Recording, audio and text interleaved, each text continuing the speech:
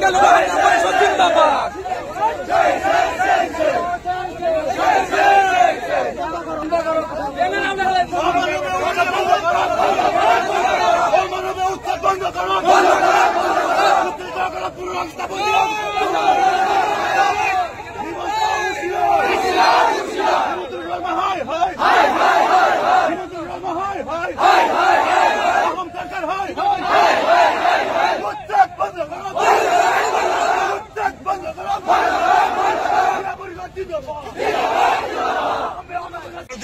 খালুপিনি বহি আছিলে অকল ইৰাণ তাত থিয় দিছিলে আৰু আপোনালোকে চাওক আল্লাহ যেতিয়া শ্ৰেষ্ঠটো মানুহৰ পৰা উলিয়াই নিব শিলৰ দিলৰ পৰা পানী উলিয়াই নিয়ে আজি মুছলমান বহি থাকিল আৰৱ কাণ্ট্ৰিত কিন্তু পৃথিৱীৰ কোনে কোনে England Germany Italy Russia China Finland বিভিন্ন দেশৰ পৰা কোটি কোটি খ্ৰীষ্টান মানুহে কৈছে ফ্ৰী ফ্ৰী গাজা গাজা ফ্ৰী ফ্ৰী গাজা গাজাৰ মুক্তিৰ কাৰণে মুছলমান নহয় বিশ্বৰ সমস্ত শক্তি আজি বোলে তাত একত্ৰিত হৈছে সিদিনাখন মই নিজে দেখা গুৱাহাটীৰ নাগৰিক অভিৱৰ্তনত থিয় হৈছিলো তাত বহু মুছলমান আছিলে কিন্তু মুছলমান নহয় এগৰাকী সমাজকৰ্মী বিদগ্ধ পণ্ডিত সেইগৰাকী হৈছে ৰশ্মি গোস্বামী তেওঁ ডিঙিত পেলেষ্টাইনী গামোচা লৈ পেলাই মঞ্চত থিয় হৈ ভাষণ দিছে ইয়াৰ অৰ্থ এইটো হ'ল যে যদি প্ৰয়োজন হয় তেন্তে নেলছন মেণ্ডেলাৰ দৰে ২৬ বছৰ জেলত থাকিব আমাৰ এই যুৱকসকল আৰু বক্তব্য দীঘলীয়া নকৰো আমি শুনাই দিছো অসমৰ ভিতৰত আজি তেওঁলোকে ক্ষুদ্ৰ ক্ষুদ্ৰ পেলেষ্টাইনৰ সৃষ্টি কৰিছে কিছুদিন আগত লাওখোৱা অঞ্চলত তেওঁলোকে মানুহক উচ্ছেদ কৰিছিলে আৰু সেই অঞ্চল বনাঞ্চলৰ অন্তৰ্ভুক্ত কৰিছে আজি ঈদৰ দিনাখন কোনোবা সন্তান বাপেকৰ কবৰ জিয়াৰত কৰিব যাব নোৱাৰে যদি বাপেকৰ কবৰ জিয়াৰত কৰিব যায় গুলিয়াই হত্যা কৰিব যেনেকে জিৰ' ৰেঞ্জৰ পৰা তাত গুলিয়াই হত্যা কৰা হৈছিলে আৰু কব গড় হত্যা কৰিব কাৰণে আহিছে আমি আমাৰ বাবাৰ মৃতদেহৰ কাৰণে কবৰ জিয়াৰত কৰিব নোৱাৰো মছজিদত ইবাদত কৰিব নোৱাৰো আমি খাব নোৱাৰো আমাৰ খোৱা তেওঁলোকে বন্ধ কৰি দিয়ে আমাৰ পিন্ধন তেওঁলোকে বন্ধ কৰি দিয়ে বাছি বাছি আমাক উচ্ছেদ কৰা হৈছে সেইকাৰণে আজি কৈছো আজি আমাৰ সময় হৈছে একত্ৰিত হোৱাৰ কাৰণে পোহনীয়া কুকুৰক যদি মালিকে গছকি থাকে সি মালিকক নেকামুৰে কিন্তু যেতিয়া নেজত কামুৰে বাধ্য হৈ সেই কুকুৰে মালিকৰ ভৰিত কামুৰি দিয়ে আজি আমাৰ সেই ঠাইখন তেওঁলোকে উচ্ছেদ কৰিছে নাগৰিক অধিকাৰ খৰ্ব কৰিব সিদিনাখন মুখ্যমন্ত্ৰীয়ে কৈছে জিলা উপায়ুক্তসকলক নিৰ্দেশ দিয়া হৈছে যিসকলক উচ্ছেদ কৰা হৈছে তেওঁলোকক ভোটাৰ তালিকাৰ পৰা নাম কৰ্তন কৰা হ'ব ভোটাৰ তালিকাৰ পৰা নাম কৰ্তন কৰা ভূমিহীন কৰা ৰেকৰ্ড নাইকিয়া কৰা মানে পৰৱৰ্তী অৰ্থ হৈছে জেনোচাইড আন এটা ম্যানমাৰ সৃষ্টি কৰিবৰ কাৰণে আমিও চাম যুঁজ এখন এইবাৰ হ'ব জীয়াই থকাৰ যুঁজ গণতন্ত্ৰ ৰক্ষা কৰাৰ যুঁজ মনত ৰাখক ৰাইজসকল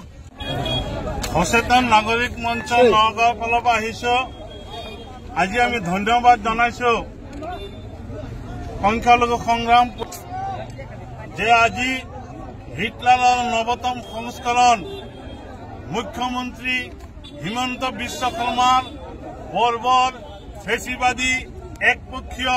ইছলামোফোবিয়া এই উচ্ছেদ আৰু বিশেষকৈ বাছি বাছি মানুহক ফটাকানি দলিয়াই দিয়াৰ দৰে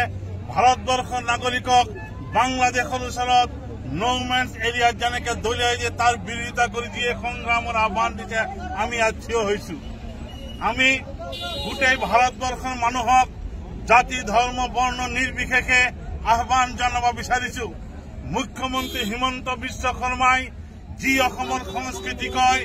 এই সংস্কৃতিৰ পুৰুদা শ্ৰীমন্ত শংকৰদেৱ আছিলে ইয়াৰ গাতে লাগি আছে আলিৰ পুখুৰী সত্ৰ আপোনাক সকলে জানে শংকৰদেৱে কৈছিলে কুকুৰ শিগাল গৰ্ধবৰো আছে আত্মাৰাম জানিয়া পৰিয়াগ কৰিবা সবাইকে প্ৰণাম য'ত কুকুৰ আৰু শিয়ালক প্ৰণাম কৰিব কোৱা হৈছে সেই ঠাইত মুখ্যমন্ত্ৰী হিমন্ত বিশ্ব শৰ্মাই কয় মই মিয়াক বেয়া পাওঁ সিহঁতক গালি পাৰিমেই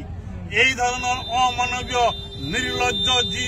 কাণ্ড কৰিছে তাৰ প্ৰতিবাদত আজি আমি ইয়াত সকলো যুৱকসকল আহি একত্ৰিত হৈছো আমি ইয়াত কোনো ধৰণৰ হিংসাত্মক কাৰ্যকলাপ লৈ অহা নাই আমি মানুহৰ ওচৰত আবেদন জনাইছো আমি সভ্য দেশবিলাকত দেখিবলৈ পাইছো যেতিয়া ৰাস্তা নিৰ্মাণ কৰে ইংলেণ্ডৰ এটা ৰাস্তাত গছৰ ওপৰত এজনী বগলীয়ে পোৱালি দিছিলে সেই বগলী চৰাই বাঁহ যাতে নেভাঙে সেইটোৰ কাৰণে সেই গছ নেকাটি ৰাস্তা বেকা কৰি লৈ গৈছিলে যি সময়ত চলাইৰ কাৰণে মানুহে ৰাস্তাৰ বাট সলনি কৰি পেলায় আৰু সেই সময়ত বাচি বাচি নগৰৰ পৰা গৈ নদীৰ বানত নিজৰ ভূমি হেৰুৱাই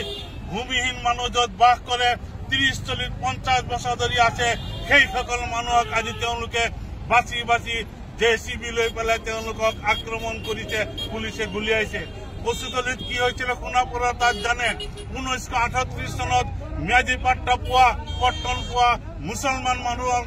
বিচাৰি বিচাৰি তেওঁলোকে উচ্ছেদ কৰিছিলে তাৰ পিছত সেই ঠাইত কৰা নাই ট্ৰাইবেল বেল্ট 1950 চনত হৈছিলে কিন্তু 1938 চনত পাট্টা থকা সত্ত্বেও সংখ্যালঘু মুছলমানক কৰা হৈছে ইয়াৰ অৰ্থ হল এইটো মনুবাদী চৰকাৰ ইছলামোফোবিয়া চৰকাৰ বিজেপি চৰকাৰৰ মুছলমানক ৰাজনৈতিকভাৱে উৎখাত কৰাৰ এটা উদ্দেশ্য আমি এই ষড়যন্ত্ৰৰ বিৰুদ্ধে ভাৰতবৰ্ষক সকলো ধৰ্ম নিৰপেক্ষ আৰু গণতান্ত্ৰিক শক্তিক কৈছো আহক আজি সংকট ঘনীভূত হৈছে পেলেষ্টাইনত যেতিয়া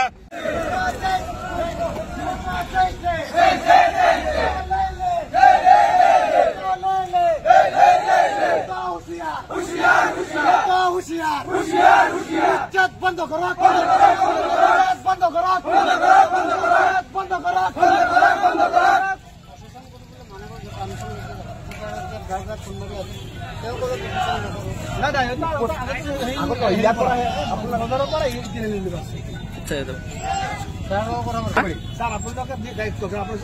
সরকারি চাকরি করে আপনার বাধা দিব বন্ধ করা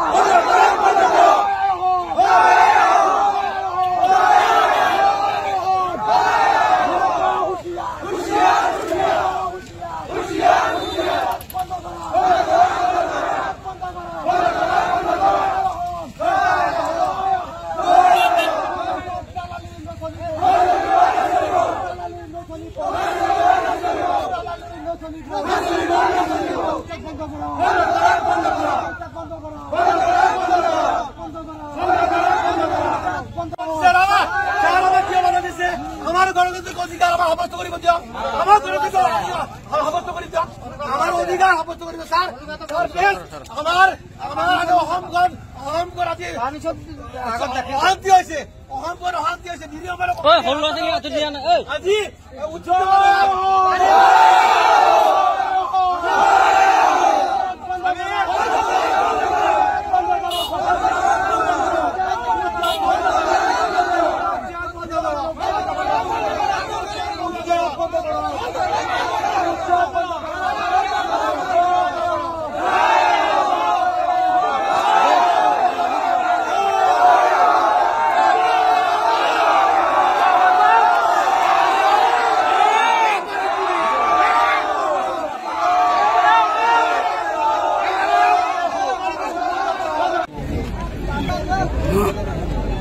বর্তমান অসম সরকারে যি অমানবীয় উচ্ছেদ অভিযান চলাই আছে আজি উচ্ছেদৰ নামত গণহত্যা কৰি আছে এই গণহত্যাক আৰু এই উচ্ছেদক আমি অসম চৰকাৰ তথা বিজেপি চৰকাৰক গৰিহণা দিছো হিমন্ত বিশ্ব শৰ্মাক যি ধৰ্মীয় সংখ্যালঘুৰ ওপৰত টাৰ্গেট কৰি এই অমানৱীয় অত্যাচাৰ চলাই আছে উচ্ছেদ চলাই আছে এই কাণ্ডক আমি অসম সংগ্ৰাম পৰিষদ তথা মৰিগাঁও জিলাৰ পৰা তেওঁ ধিক্কাৰ দিছো গৰিহণা দিছো এই অমানৱীয় উচ্ছেদ অতি শীঘ্ৰে বন্ধ হ'ব লাগে আৰু তেওঁ এজন অসম চৰকাৰ তেওঁৰ দায়িত্ব আছে অসমৰ যি সংখ্যালঘু বা মানে সংখ্যাগুৰুসকলক নিৰাপত্তা দিয়া কিন্তু তেওঁ নিৰাপত্তাৰ নামত তেওঁ গণহত্যা কৰি আছে এই গণহত্যাক আমি সংখ্যালঘু সংগ্ৰাম পৰিষদে ধিক্কাৰ দিছো আৰু অতি শীঘ্ৰে উচ্ছেদিতসকলক নিৰাপত্তা দিব লাগে আৰু নিৰাপত্তা দিয়াৰ পিছতে উচ্ছেদ কৰিব লাগিছিলে কিন্তু সেইসকলক যিসকলৰ ভূমি নাই তেওঁলোকে আজি চৰকাৰী মাটিতে হওক তেওঁ বাহ কৰি আছে তেওঁলোকক নিৰাপত্তাৰ ব্যৱস্থা কৰিহে তেওঁলোকক উচ্ছেদ কৰিব লাগিছিলে কিন্তু কোনো নিৰাপত্তা ব্যৱস্থা নকৰি তেওঁলোকক অমানৱীয়ভাৱে অত্যাচাৰ কৰি তেওঁলোকক আজি হত্যা কৰি গুলীয়াই হত্যা কৰি তেওঁলোকক উচ্ছেদ কৰা হৈছে গতিকে এইসকলক আমি ধিক্কাৰ দিছো গৰিহণা দিছো আৰু অতি শীঘ্ৰে এই উচ্ছেদ বন্ধ হ'ব লাগে নহলে আজি যি কাৰ্যসূচী আছে পৰৱৰ্তী আমি জংগী কাৰ্যসূচী ল'বলৈ আমি বাধ্য হম পৰিষদ সচেতন নাগৰিক মঞ্চ আৰু অসম সংখ্যালঘু সংগ্ৰাম পৰিষদৰ উদ্যোগত ৰাইজৰ সহযোগত এই প্ৰতিবাদী সমদল কাৰ্যসূচীৰ জৰিয়তে অসম চৰকাৰক সকীয়াই দিব বিচাৰিছো যে আমাৰ অসমৰ বিভিন্ন প্ৰান্তত যি অমানৱীয়ভাৱে উচ্ছেদ প্ৰক্ৰিয়া চলি আছে এই কাণ্ডটোক ধিক্কাৰ আৰু গৰিহণা দিছো। নিৰীহ লোকক গুলীয়াই হত্যা কৰি যি ধৰণৰ উচ্ছেদ অসম চৰকাৰে চলাইছে এইটো অত্যন্ত গৰ্বৰ কাণ্ড, অসাংবিধানিক। গতিকে আমি অসমীয়া পৰিষদে চৰকাৰক দাবী জনাইছো যে চৰকাৰী ভূমিত যিসকল লোক বসবাস কৰি আহিছে দীৰ্ঘদিন ধৰি সেইসকল মানুহক সংস্থাপনৰ ব্যৱস্থা কৰক। সংস্থাপন, তেওঁলোকক উপযুক্ত খাদ্য, বাসস্থান আৰু তেওঁলোকৰ যি নিৰাপত্তাৰ ব্যৱস্থা কৰি তাৰ পিছত উচ্ছেদ কৰক, আমাৰ কোনো আপত্তি নাই। কিন্তু যি ধৰণে বৰবাৰ অন্যায়ভাৱে মানুহখিনিক গুলীয়াই হত্যা কৰি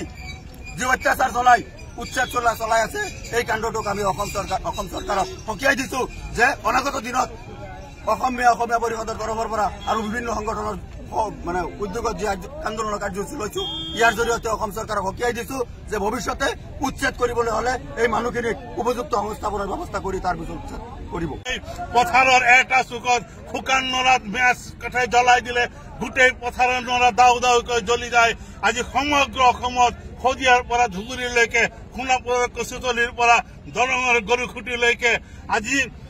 সেই বৰপেটাৰ পৰা ধুবুৰীৰ পৰা আৰম্ভ কৰি এই অঞ্চললৈকে আজি দাও দাওকে মানুহৰ মনত ক্ষোভ জ্বলি আছে। সেইকাৰণে কৈছে আহক জীয়াই থকাৰ এই সংগ্ৰামত আমি একলগ হওঁ, আমি সত্যৰ কাৰণে লৰাই কৰিম। আৰু মুখ্যমন্ত্ৰীক কৈছো আপুনি কোৰ্টৰ আদেশ মানক, হাইকোৰ্টৰ নিৰ্দেশ মানক, আমি ভিক্ষা বিচৰা নাই। সেইকাৰণে কৈছো আমাৰ জীয়াই থকাৰ বাটত আপুনি হেঙাৰ সৃষ্টি